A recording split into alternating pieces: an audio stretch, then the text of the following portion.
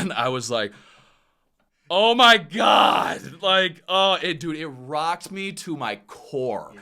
And so I remember sitting on the bank of the Iowa River, just like feeling so sorry for myself. Just like, and I was like, okay, I need to figure out something that I can do. And like something that I really love. So it was a reflection period of being like, I loved doing the internship in Rockford, Illinois. The last summer, that was like the thing where I could see myself like really, really, really enjoying it. All right, we have no stranger to the camera with us today. So aside from me just going on and on with all these little things that I usually start out the podcast with, I wanted to dive right into it by asking, who is Austin Love? Yeah, you know, what's so funny is that like that is like the easiest question. It's the most simple question, but it's so complex because it's just like, I do a lot of things. So I mean, just from my Instagram bio, I guess if you look at that, you know, because everyone's on IG these days. Have you done Threads yet? And also on Threads, the whole deal? I signed up, but I haven't done anything with it yet. It's Twitter. Yeah, it's the same thing. But you know, if you look, I'm a reporter, anchor, host at WKYC. I've also produced some documentaries as well. Super pumped that I did one with the Guardians and was able to win an Emmy for that, which was like unbelievable. Pumped about that. But like from work aside, you know, husband, dog dad, love being a dog dad. It's fantastic. You know, uncle now, brother, husband, broadcaster.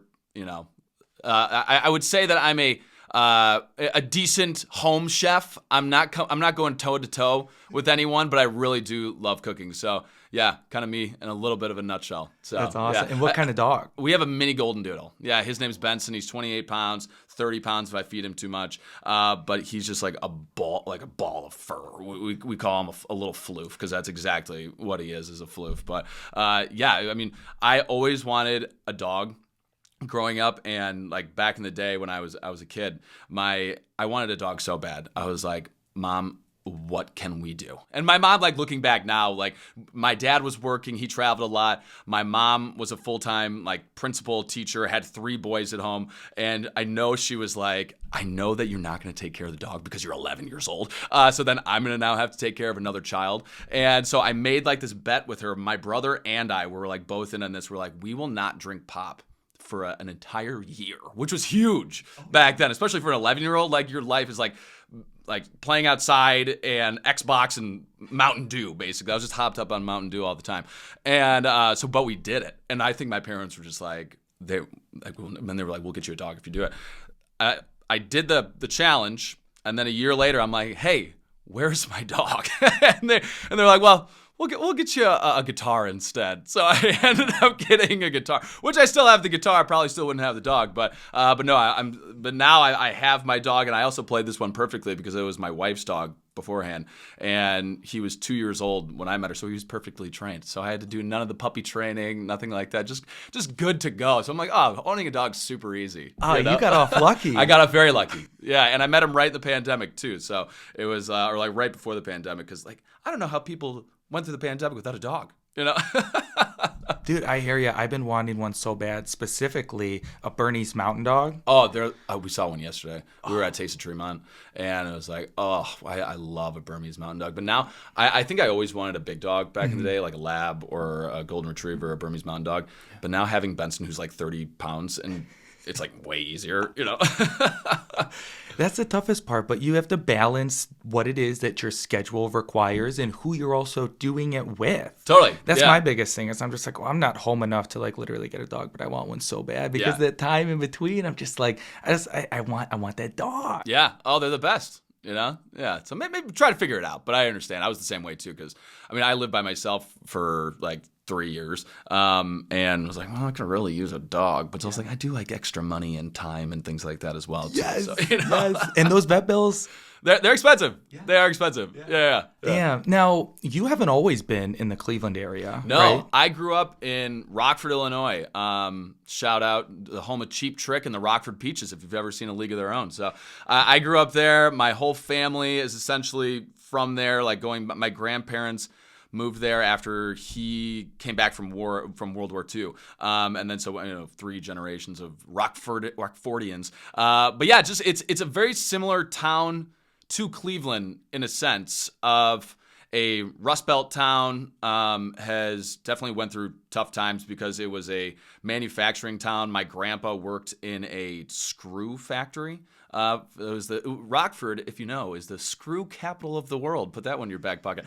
Back in like the 40s, 50s, 60s, and then everything got shipped overseas. So towns like Cleveland, Rockford went through these really tough times. But it's a really interesting city. You're so close to Chicago, you're close to Madison, you're close to Milwaukee, you're like smack dab kind of in the middle of the country. But yeah, I loved growing up there. All my, I'm one of those weirdos that is like best friends with all of their high school friends. There's like a group of 15 of us, and we even have like a name for each other. It's the best friend brigade, if you can believe that. But like we're still like best friends, and we talk all the time. So whenever I can get back to Rockford, I will. My parents, unfortunately, I don't know about unfortunately, because now they're closer to me, but they moved out of Rockford to South Bend, but it's nice that we're a little closer. But yeah, I worked in TV in Rockford, going back from it was cool going to like my first job was in my hometown, because I was,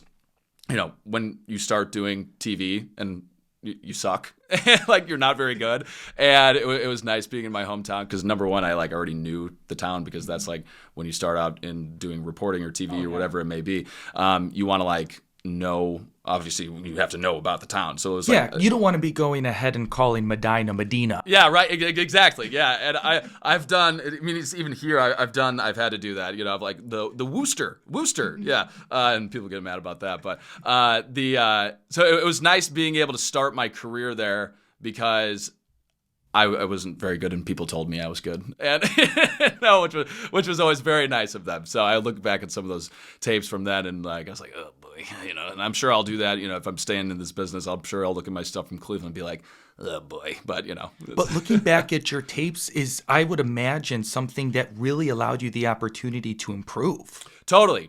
Yeah. I mean, I make a resume reel just like once a year just to stay up to date with it. But it's also a great opportunity to look and be like, and now I've looked back at some things that I've done from like 2019 or 2018, like, oh, I should really do that again. Or it's like, oh, that probably wasn't the best. It's like, and it really is. It's a great opportunity to look. I have this thing where I'll look back at myself just because to how I can improve, but then there's some things where I screw up so bad, I'm just not watching that. I know the difference.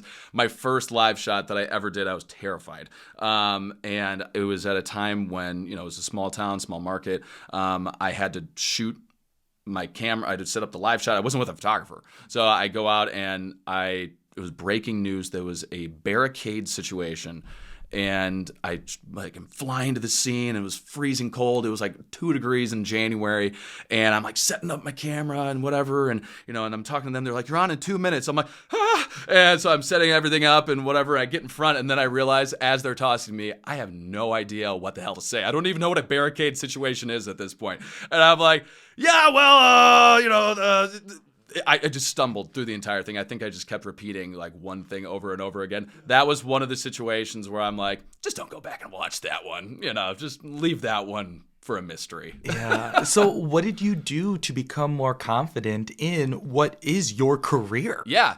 I mean, it's so funny that I was terrified of going live. Like that was like my biggest fear, because you're out there. It's a very like naked situation where you just have to come up with something out of nothing, doing it, just literally doing it, and practicing and being prepared gives you that confidence in order to do it. It's like it's television, like anything is like shooting free throws. Like you can't be good at shooting free throws, or you can't have 6-pack abs without doing some crunches. It's literally just going through those reps, putting in that time, but really the preparation aspect of it too is what it is. And I still get nervous. Like I like those nerves because it's a very focused nerves.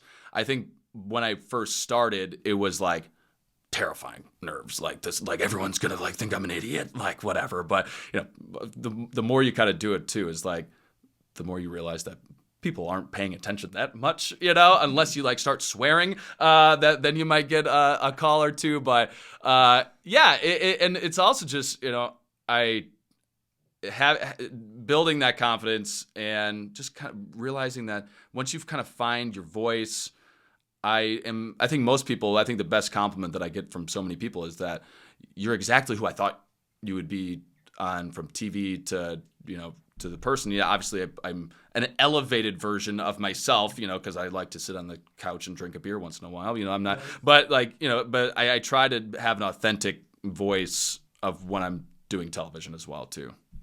And I think that your community within your organization does a very good job of establishing that, both to allow you the opportunity to participate in it, but then the viewer being able to feel as though they are a part of it too. Totally. Yeah. I mean, first and foremost, the first part of that question, my job has done, or WKYC has done an amazing job of just seeing my talents, me coming to them with ridiculous ideas and like taking an RV across the state of Ohio. Like people, like they don't let people do this like ever. Like that, that's not like a thing that most news stations or like do a documentary or 2 documentaries at that. And they're just like, sure, go for it. Like whatever. I mean, obviously I've put in my time. I didn't ask for these things like 2 years in, but I slowly was able to show that like, okay, I can be successful doing this. And then, because I remember my boss, when I first started, I would pitch some ideas and she was like, I don't think so. And then slowly it was like, okay, and maybe let's get some details and yada, yada.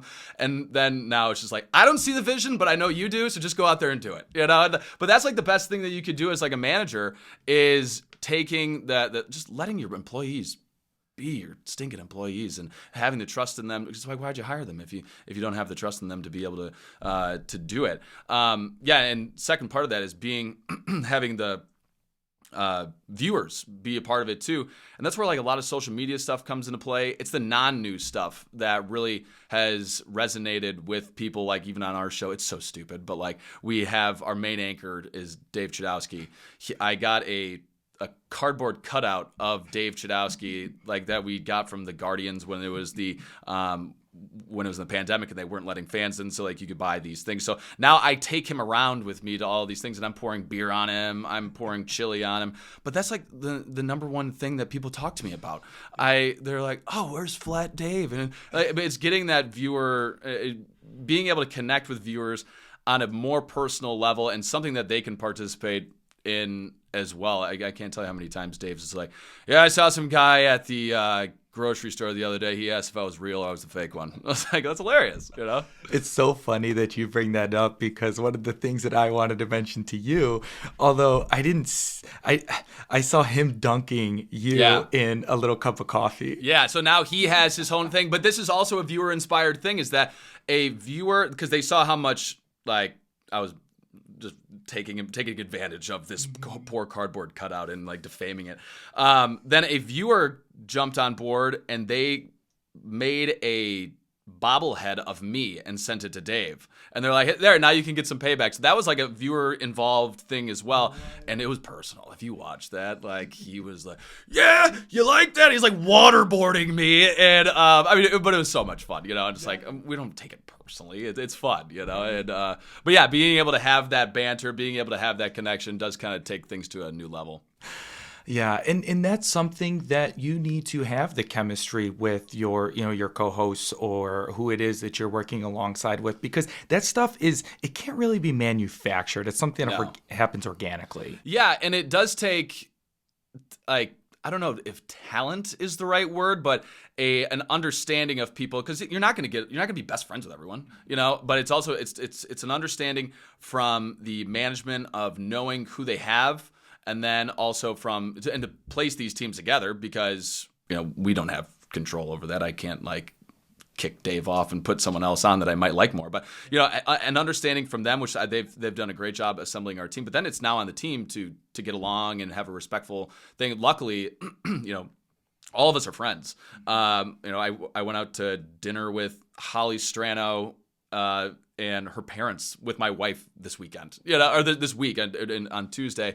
And then I was over at Chudowski's house on Friday. So we are genuinely friends and we do get along with each other, which is also another benefit of it too. Yeah, and like I said, that you are able to see that from the camera itself and feel that. Totally. And that's what makes it so impactful, for the fact that you're educating people, you're helping them understand what's going on, but at the same time, you're like, hey, we're kind of all in this together. Yeah, and a lot of it too, that just with morning news, yeah, it's to get people informed. It's, if there's breaking news like X, Y, and Z, but it's also just like to start your day off on the right foot, and that's what a lot of it is. It's just like that energy, that enthusiasm. Of course, like we have to talk about murders, we have to talk about fire, and we have to talk about X, Y, and Z. But my main goal every day, if I can, within the situation, is just to have a positive impact on people's mornings. Just maybe something they talk about with their kids walking out the door, and it's something. Maybe a connecting thing that they have conversations with. That's really my goal and my hope, and that's why I love mornings. I really don't think that I would ever come off a morning show, just because there is that different family aspect and a different kind of energy on a morning show than there is in an evening show. And I'm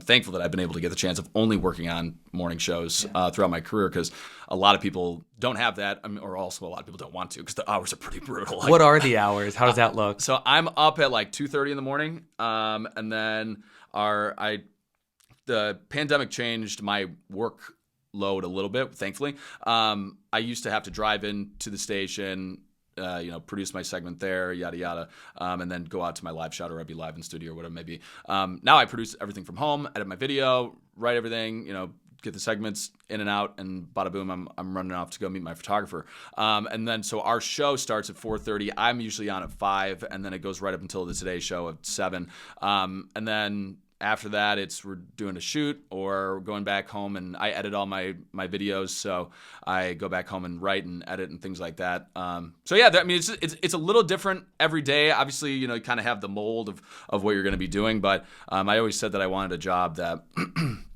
I could be creative and also make an impact in the community, and also not like technically an office job, like where I would lose my mind if I sat in a cubicle all day. Yeah. Oh yeah, you have the opportunity to do so many fun things, meet so many fun people, and quite frankly, just have experiences that the everyday person just wouldn't even dream to think were possible. But it's like that is my job, but then it's also my job to share that and the experience of that with viewers. So they're like, oh, that's really cool. Like I did something with the Redcoats, where I tried out to be a Redcoat at Playhouse Square, and like went through the whole process, but and people loved it. It was fun. And then I did a zookeeper for a day type deal. It's educating people, and it's also promoting these great places, and that's what another big advocate that I am, is like a big change and a big advocate for eating local, shopping local, and supporting local, because in your community, you can really make a change, and being able to promote a lot of these places is a key. Yeah, and you talk local, but you're also going out there in Austin across Ohio. Yeah, you were just over in Toledo. I was in Toledo. This was like one of these crazy ideas that I pitched, and then when they were like, thinking that they would say no, I'd be like, no, we're not doing that.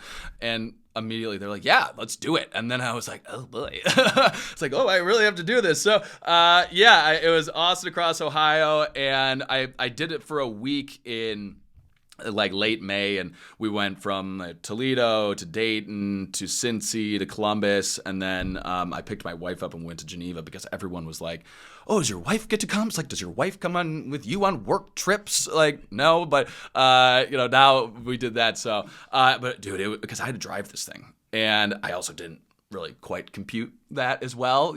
Sometimes my ADD brain just gets ahead of my like actual abilities. But we did it through this thing called RV Share, which is like basically Airbnb for RVs. And we went to Youngstown to pick up this RV, and they gave me 3 options. And like one was like kind of like a Sprinter van. I was like, no, I'm not doing that. And then the next one was like a pretty big, I think it was like a Class B or C, and it was like a pretty big RV. Would have definitely been comfortable. But then I was like, okay, I could do that one. And then I saw this one. It was like a tour bus, and I was like, yes, like duh. So we get this thing, and it's 36 feet long, 8 feet wide, 13 feet tall. It weighs 22,000 pounds. It says it technically sleeps 8. I think it slept 5. But there's like a queen bed and everything in the back. And I am now going through like a 2-hour orientation of like how to do this, and like you have to empty out the crapper and like X, Y, and Z, and it was like, oh my gosh. So I'm like overwhelmed as hell, and then I realized I was like, I have to drive this thing home. And so I'm glad that there was not a camera on me. I was having a panic attack. I was like, I'm going down the road and this thing is like shaking, and it's like I was worried about the length of it at first and maybe the height. It was the width. The width of it was the most terrifying part, being 8 feet wide. If you looked out the mirrors, I was on top of a line here, and then I was on top of a line here. So there was literally no room for air, and I'm going like 70 miles an hour. I had, and it's also not mine. I don't want to wreck it. And thankfully I got it home. But like my wife called me at one point. I drove home in silence because I also like didn't want to like reach to like put the radio on, because I was like my arms were so tight and they were so tense. Afterwards, my forearms were sore the next day. And she called me. She's like, "Where are you?" I'm like, "I'm in the RV. I gotta go. I can't talk right now.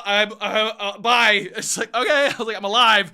Bye for now." But it was like one of those things where it's just like, oh, the reality hit of what I had signed up to do. Thankfully, I'm a pro RVer now, because I took it out. I parallel parked. Another thing that was like I didn't think about. There's no parking in Cincinnati for an RV, so I found a parking spot and like parallel parked it in there, and I was like, man, I'm like Clark Griswold over here,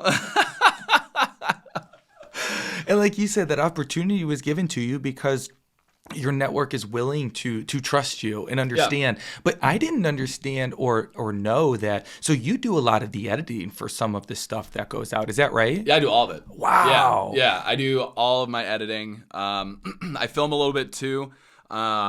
It's how I came up in the business. It's all I know. Because when I studied at the University of Iowa, and that was just like that's how they brought us up. It was just like, you go out, you take a camera, you shoot, you write, you edit, because in these small markets, they don't have photographers really. I mean, I think when I was in Rockford, we had one photographer, and that was really it. Like, so you're on your own. But then I've also continued to do it where I know a lot of people in the business, have now that they've gotten into bigger markets, where Cleveland's a pretty big market, it's in market size 19, they have been like, well, I don't want to do that. I don't want to edit. I don't want to shoot. I shouldn't have to. And I've looked at it as first off, I enjoy doing it, so that's good. And then I'm like, well, I don't want anyone's destiny in their hands. Like, I want to be able to do it. I want to be able to put my exactly my vision on there. And I also don't want to have the opportunity to blame someone for not doing a good job when I could have done it. And I'm also a little bit unlike other reporters, I think too, which I've kind of found out, a lot, is that I got into production before I got into reporting. So when I was I always knew like that I wanted to do something in TV, revolving around TV. My middle brother was always like filming things, was always editing things. So I kind of picked up a few things from him. And then in high school, I took a class where I was, it was like a production thing. So like I was editing like trailers and stuff for like the football team, and like that was cool. And then, even did a few things for like a local gym and whatever. So I got into the editing aspect and production aspect of it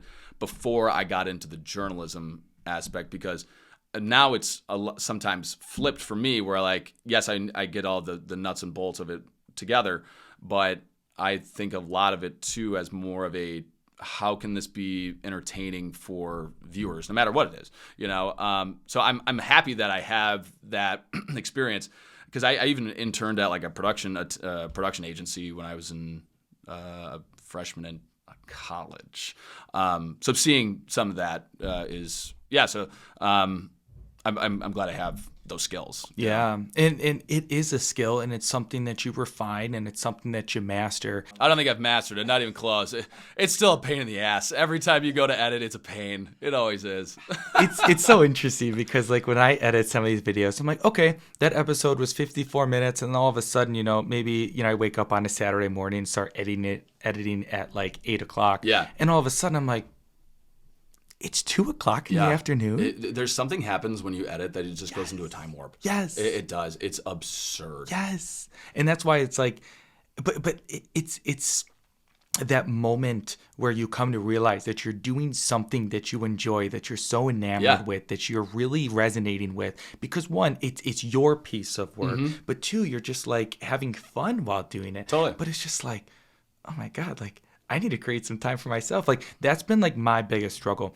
I couldn't be more fortunate of like you taking the time to come here and do this. And everyone that has filmed their episode and the people who I have booked to film it. But I'm also just like, I love doing this. I love pushing this out. But it's almost like, if I want to do this at the scale that I'd like, I need some help because I'm just in my apartment on, DaVinci Resolve going ahead and doing a couple clicks, cuts, and all this stuff here. I mean, I'm doing the full-length video. I'm doing the short clips. Yeah. But honestly, I've looked into it, and that stuff to outsource, that can get expensive. It's expensive, yeah. And it's a pain. I did, during the pandemic, just, do some time and whatever. I had like a little bit of like a web chat like thing where it was more like it was kind of podcasty. I did like 5 episodes, something like that. But it's just so much. And especially editing a podcast, it's forever. It's an hour. So you have to watch the whole freaking thing. Like, it's so much, Absolutely. And the funny thing too is that I consume this podcast or all the podcasts that I record in a different way than someone watching them. Sure. Because, it's like sometimes I'll go through what seems to be like the podcast from start to finish, maybe like 2 or 3 times. Yeah. But then I'll be like, you want to know what? It's all done. It's been out for 2 weeks. Let me like actually take a minute to like sit down, watch or listen to it. And I'll be like, oh, wow, we had that conversation. Yeah. It's like, I don't even know. Yeah. Yes. Oh, it's wild, but like it brings opportunities through conversation. Sure. And that's something that I really admire about what it is that you are able to experience. Because as we talked about, you get a peek behind the curtain to a lot of things. Yeah. And most notably, I saw that you did your car skit with Tim Misny. Oh, yeah. Yeah. Tim is the man. He is the man. So I call him. And I didn't think, and I didn't know him at this point, so I got his number and I called him and I think I texted him. He's like, absolutely, brother, give me a call. So I called him. I'm like, all right. So I was like, hey Tim, he goes, I just want to say, I am such a big fan of yours. You just know how to make things fun. And I was like, You're exactly what I wanted you to be. And him and I have become friends.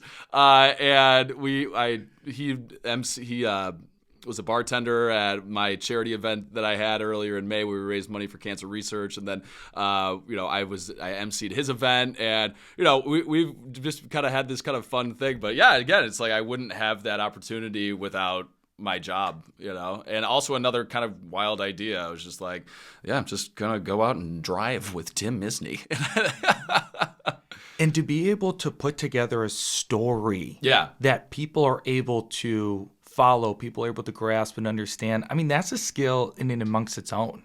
Storytelling is it's hard, and there's definitely an art form to it, and again, trial and error. I have also I think early on in my career, I'm not saying I mastered storytelling by any stretch of the imagination, but it's something that I really love doing.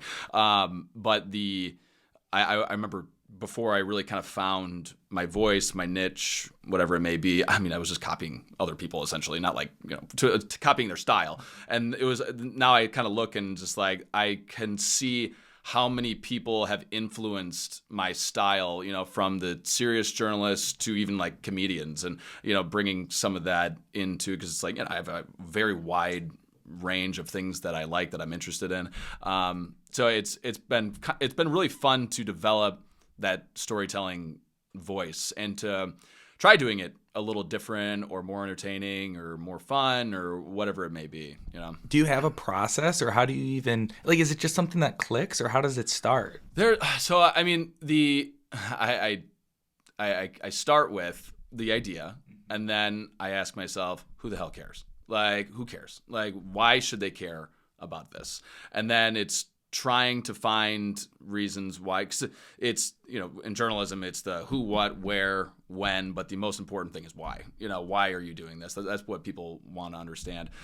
So it's just, and it's being able, and a lot of it, you're riding on people that have never probably been on TV before with interviews and things like that. So there's a whole science of just, I don't know if manipulation is the right word, but like getting people comfortable on camera. You know, I mean, you kind of even did it with me getting in here. I was like, I know what you're doing. You want to talk to people about just like getting them comfortable, because you just throw a microphone in someone's face. That's why everyone looks like an idiot on these, when they're chasing down the crime people and they approach someone. People always try to talk their way out of it, but you are so ill prepared. You sound like an idiot every single time. Here's a little tip for everyone. If you ever are in the middle of maybe a crime or something like that, and someone comes up to you with a microphone, simply say, I would love to schedule an interview with you in an hour. And that no journalist will ever say no to that.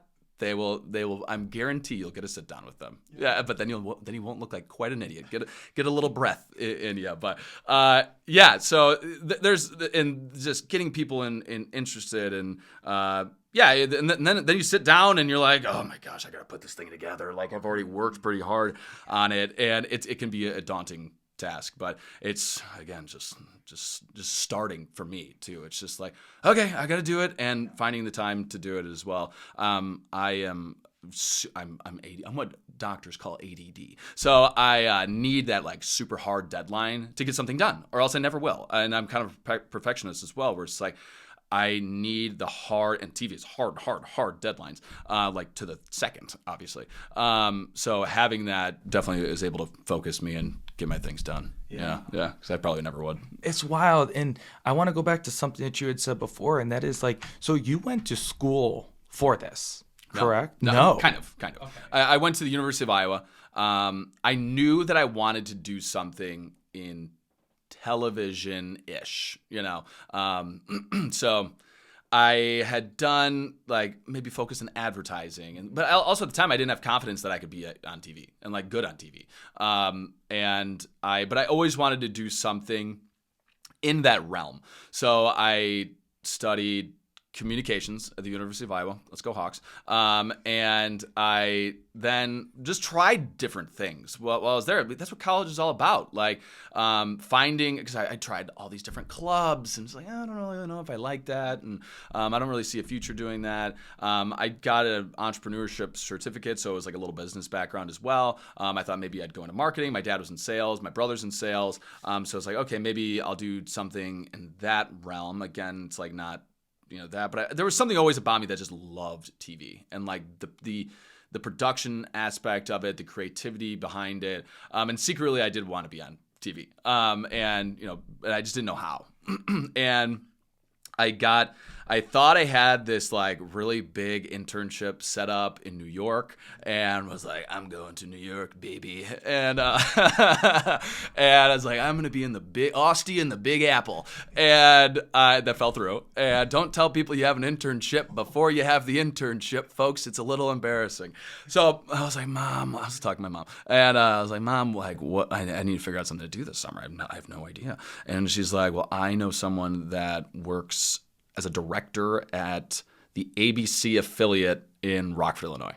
And I could reach out to him, see if we can get like an internship. And I was like, cool. And at the time I was still wanting to do marketing. And they were like, sure, like you can, I went into there thinking I was doing a marketing internship. And I walk in and the news director greets me. He's like, hey, you're going to be going out with some of the reporters today. And I was like, oh, cool. And I spent the summer being kind of like a a report. I was a reporter intern, and it was great. And I had so much fun doing it and like learning the ins and outs of, it was my community. And I lived in Rockford my whole life, and it was a way to be able to be more entrenched in Rockford. So I got that internship, loved it. Then I found out how much local reporters are paid. It's not very much, especially in that small of a thing. I think one of the reporters was making like 22 grand, like nothing. Like you're basically paying to be there. And I just remember thinking like, I can't do that. Like I cannot do that. So I went the next year being like, that was fun. I'm not going to do that though. I don't think I want to pursue that. And then I was an idiot. Like I had nothing. I just didn't have a focus. I didn't know what I wanted to do. So I got horrible grades. And I think I got like a D+ or something like that in one of my classes. And my dad at the end of it was the next semester. It was the next spring going into summer. He called me and he was like, "My dad is the most straight-laced person. He is a I think I've heard him swear like 5 times in the golf course before this." And he was like, "Hey, what's going on?" And I was like, "Yeah, Dad. I just like did horrible. Like I just whatever." And he knew because he saw my grades online, and he goes, "You need to get your effing together." And I was like, oh my God, like my father thinks I'm a loser. And he goes on, he goes, "You are going to end up working at a kiosk at a mall. You are a bad investment." And I was like, oh my God. Like, it rocked me to my core. Yeah. And so I remember sitting on the bank of the Iowa River, just like feeling so sorry for myself. Just like, and I was like, okay, I need to figure out something that I can do and like something that I really love. So it was a reflection period of being like, I loved doing the internship in Rockford, Illinois. The last summer, that was like the thing where I could see myself like really, really, really enjoying it. And then one of my friends did the Daily Iowan at University of Iowa, one of my fraternity brothers. And I was like, well, if you can do it, I can do it. And so he was like, yeah, we'll hook you up and whatever. So I didn't start doing TV reporting like as me actually, instead of like this internship. I didn't start focusing on it in school until I was a senior in college. And and then it just kind of took off from there. It was like I knew what I wanted to do. And it just took that little push from my father. But yeah, I'll never forget that. We laugh about it now, and I'm like, I don't even think he really he remembers the conversation, obviously. But it's one of the things that changed the trajectory of my life and what I was doing and things like that. So parents, don't always swear at your kids. Use it when they're being idiots. Because that, man, it rocked me to my core. So yeah, then I worked at Daily Iowan, loved it, like absolutely loved it. I was like, this is what I want to do, and then just kind of steamrolled again that internship. I stayed an extra semester to focus more on journalism. And that summer, I had an internship and it's crazy just how things fall in place when you're supposed to be doing it, and when you have the gusto, I guess, to go after it. And because I was nervous to do this. I remember like doing Daily Iowan TV and telling one of my best friends that I went to college with, I was like, I think I'm going to do this. And he's like, yeah, go for it. But then when you're doing things that you're supposed to be doing, it's crazy how many people that I told that I was doing that, they were like, oh, of course you're doing that. Like, perfect. That makes so much sense. It's like, I knew that probably, but I just maybe didn't have the confidence to go for it. I don't know. Yeah, so then I got an internship at the NBC affiliate in Tampa, Florida. I lived in Tampa for a summer, and it was awesome. I met so many people that that have become mentors and connections that if I didn't have that internship, I wouldn't have started in Rockford. And then I was in Rockford for 2 years and then got the job here in Cleveland. So yeah, I know that's a long-winded answer to your question, but I don't even remember the original question, but yes. Well, I'll tell you what, regardless, I have another one for you. Yeah. And you kind of just, skipped right to it, but I'm curious to know, how did you actually land here in Cleveland? Yeah. So my time in Rockford, I was a reporter anchor there, and I loved it. It was great. It was like the best, opportunity for me and a learning experience. And I told myself, I was like, I am going to, because I was making no money. I was like making like 26 grand, and like, which is just like nothing. Thankfully, my parents were in town, so I could live with my parents and whatever. But I looked at it and I was like, this is going to be grad school. This is my grad school. I'm going to be here for 2 years, even if I don't have another job leaving here. I'm going just because I have to get out. Like I have to. I was terrified of, and there's nothing wrong with this, but I just didn't want to be in Rockford. I knew that I wanted to do something larger. So my contract was coming to an end. I was like, I'm not coming back. I was terrified. I had no prospects. I had little money. And I was leaving. It was like the week that I was leaving. I got an email from a news director, my news director in Cleveland. I was like, hey, we saw your reel online. We'd love to bring you in for an interview. And I was like, oh, thank God I have an interview, like leaving this job. So I left my job because my contract was over. And then like a week later, I flew to Cleveland and thankfully got this job because I was screwed.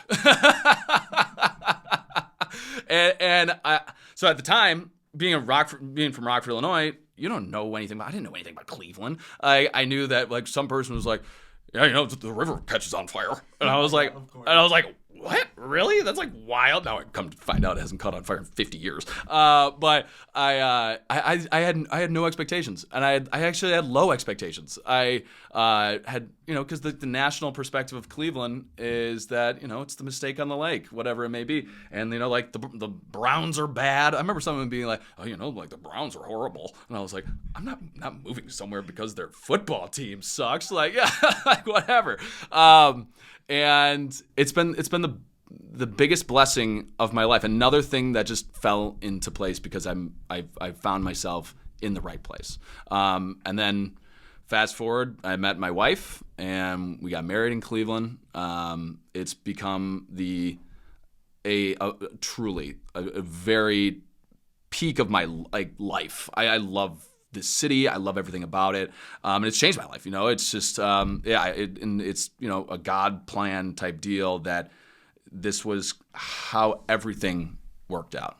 Yeah. It's pretty unbelievable. Reminds me of, Hayden's story. Yeah. Hayden grew up in Florida, Totally. and then all of a sudden he lands here and says Yeah. the same thing. He goes, I found a home in Cleveland. Totally. I found a home here. An opportunity. Yes. Yeah. Yes. So I think that that's super powerful. But I think one of the things that I want to make sure to acknowledge so that it doesn't go unnoticed is your opportunity to see what's in front of you, see that there is an opportunity that you can grab. And like you said, at the beginning, you weren't the most confident. You were like, oh, shoot, what is this? But you had the chutzpah to go ahead and like really be like, I can do this. I'm going to do this. Yeah. You improved. Like you are the epitome of really what it is that I am trying to emphasize here on Smile Talk, because truthfully, you are a master of your craft that has the opportunity to show people what it's like when you put your mind to it. And you're also totally right.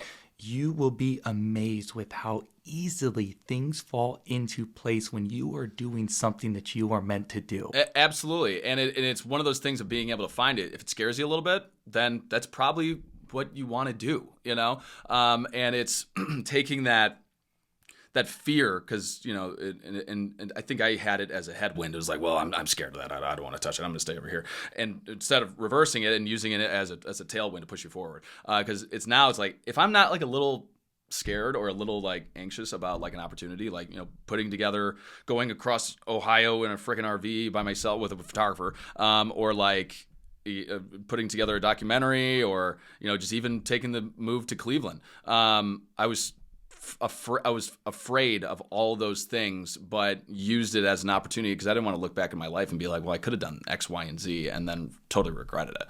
That was really my driving force. Obviously, I don't want to regret not going for something just because I was scared. How traditional of a path do you feel as though yours has been? Is that something that you feel can be, replicated? Is that something that someone who's looking to be in your shoes can model yourself after? Yeah, I would say that I had a pretty like kind of old school path for what people have done in the industry, because that's all I knew was you go to a small market, and that's what I did. I was in Rockford, which was 138, 136, and Cleveland's a 19, so it's a way bigger market. And I was able to do everything there. And I was anchoring, I was reporting, I was filming, editing X, Y, and Z on the morning show, and I was able to do that. A lot of people come into it now. And honestly, my first thing was like, I don't want to start in a small market. I don't want to have to move to, Bufu, Arkansas, and have to do this. Like, but that's, if you want to do it, that's what I have found to do. Because again, the reps and the things of just doing it is the only thing you can know how to do it on TV, and then hope that another opportunity comes. There's no secret sauce. Work hard. Come up with some ideas, have some decent hair. And may I say, your hair looks as good in person as it does on camera. As advertised, that's good. I appreciate that. Thank you. But yeah, and then, utilizing social media as a tool, for anyone that's maybe, this is for anyone. I found my first job on LinkedIn. I messaged the news director in Rockford and was like, hey, I'm coming out of college, would love an interview. And, and that's how I connected with them. So, doing things like that. But there are things that the younger people are doing now in TV, and I'm old, I guess. I'm 30, but like whatever. But I've been in the business for like 7.5 years. But compared to the newsroom, I'm like in the middle of like the age, and I used to be like the baby. Some people come in and they are they want to be a producer, but secretly they want to be on air, and then they look for opportunities to get on air, or they do web and then want to, and it's worked out for some people, like my friend Kiara Cotton. She came in as like a web person and then still does that a little bit, but now is our reporter and got good opportunities doing that. It's whatever opportunity comes your way. But what I will say to people is do the job out of school that you want to do. Don't come into it, especially if you're like in news and if you want to be on air, don't come in as a reporter don't come in as a producer and then want to be a reporter. Because to get the job, no matter how small a market it is, how little money you're getting, get the job that you want to do. So. Well, because you're going to wind up starting from some place that you're going to be able to build on a lot quicker if you are within the area or the arena that you want to be in. Totally. Yeah. And again, if you want to be good at something, you got to do it. So.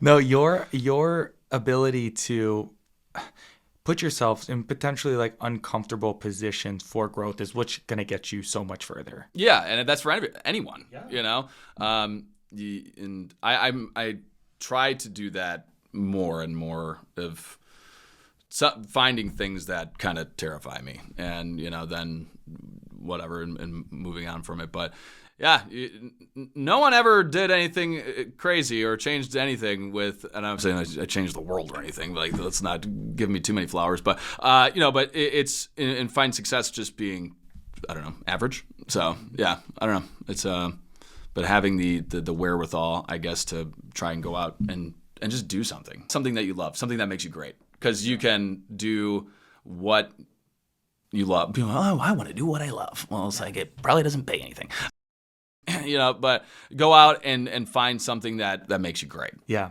It reminds me of something that I saw online the other day where it said like, if you find something that you love, you won't work a day in your life. Mm-hmm. And, although you can say that may be true, what followed that saying was the person going and being like, no, as a matter of fact, you work harder than anyone else. You're better than anyone else. You were refining your skill each and every day because of how much you love it. Yeah. And I was just like, that resonated more with me because with effort, it's going to be work. It's going to be work that you enjoy. It's going to be work that sucks. It's going to be a little bit of everything. Yeah, and find work that is that is worth doing. Yes. I don't want to get up at 2:30 in the morning. That sucks. It's horrible. Like, I'm tired as hell. Like, I wanted to do this on a Monday because it's my day off. I got decent sleep last night, but it takes sacrifice and but it's like don't bitch and complain that you're not doing anything without trying to, or like things haven't come your way when it's like, well, what have you done? What have you tried to do? So. Yeah. Well, you can tell that you are meant to be doing what it is that you're doing. We're lucky to have you because, like, I could tell instantly just by the way that you were able to project your voice. Oh my gosh, you wouldn't believe. It's just like, and that establishes a sense of confidence in and amongst its own. Yeah. Because when you're reserved, your shoulders go in, your chest isn't out, and then your voice is soft. But it's like, the moment you take a deep breath, open up those shoulders, your chest is out, and then you really are able to speak from your chest. Yeah. I mean, people will look at you different. Totally. And it is something that I've had to develop. Like, I remember, I was thinking about this the other day. I was just thinking how far, like, I've been able to come with public speaking, because I was terrified of public speaking. It's not something that comes natural to anyone, really. Thankfully that I've been able to build. But I remember one of my first speeches or something that I had to give in, what was it? In like freshman English. And I had people making fun of me afterwards because of how many times I said People had an counter of how many times I said and I was just like, probably a lot. But I've had to, like anything, work to be better at it. And I also am from the Midwest near Wisconsin, so I like kind of have a Wisconsin accent a little bit, kind of like the Canadians do. And I sent out my reel when I was working in Rockford and I'm like, I'm pretty darn good. And I sent it to someone out in LA. They're like, you are good. You sound like you're from Canada. Like, you have to work on that. And I was like, oh, you don't say, huh? Oh, don't you know? I guess I got to work on that, huh? Because I showed my wife something when I was in Rockford, and she's like, you sound like different. Like, I was like, yeah, I had to like work on my non-regional diction. But I still, I was walking the other day. We're at Chase at Tremont, and someone walked by me and I go, oh, sorry. Yeah, you get the kid out, try to change your dialect as much, but this Midwest is still there, Yeah. Oh, that's so funny. Yeah. And I think to kind of wrap it all together, because what we've been doing is talking about things that you have grown from, things that you enjoy, and things that people can watch you do and enjoy themselves. And with all of that comes with a smile. So I wanted to know, what makes Austin smile? My family. My family is like the number one thing, And the older you get, the more that you become family oriented. My wife specifically, Allison, she's my best friend. We have so much fun together. It's the point where we'll be doing something else and when we're not together, and we come back and I was like, I kind of wish you were there. It was fun, but I kind of wish you were there.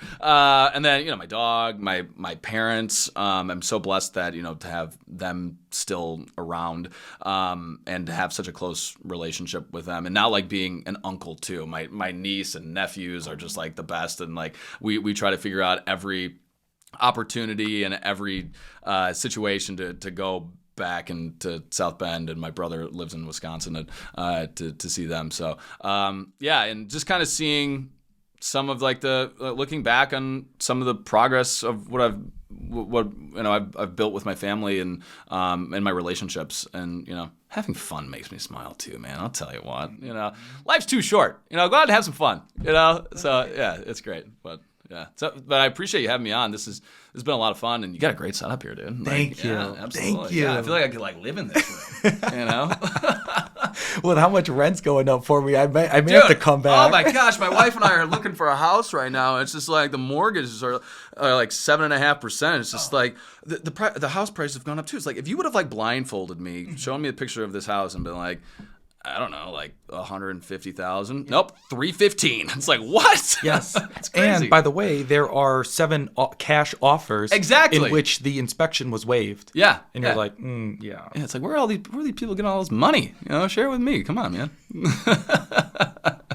So where can people find you? At Austin Love TV. I'm not going to give you my address. That's weird. But also, so we got the Facebook, Austin Love, and then Twitter, Instagram, old TikTok, Threads, LinkedIn, YouTube. Yeah, Stork Carrier as well. I don't know. Well, I've appreciated the time that you spent with me. Thank you so much. Of course, for that. man. This has been a lot of fun, so thanks for having me. And it went by quick. That was an hour? That was an hour. Sheesh. Yeah, isn't that crazy? I know. I almost thought about, there's a delicate balance between making it short enough to be enjoyable to both record and consume. Yep. But then part of me is like, damn, what I'd really love is just like a gin and tonic over here. Yeah. Or like a glass of wine. A cigar like Rogan once in a while. Exactly. Yeah. Your parents do they let you smoke in here? Maybe next time. On Smile Talk 2, I'll bring some stogies. Yeah. I'll just go ahead and have my dad put in like a ventilator up top and then we'll be good. Bam. I wouldn't even have to worry about That's it. perfect. Yeah. Awesome, man. Thank you again. Of course. Thanks for having me.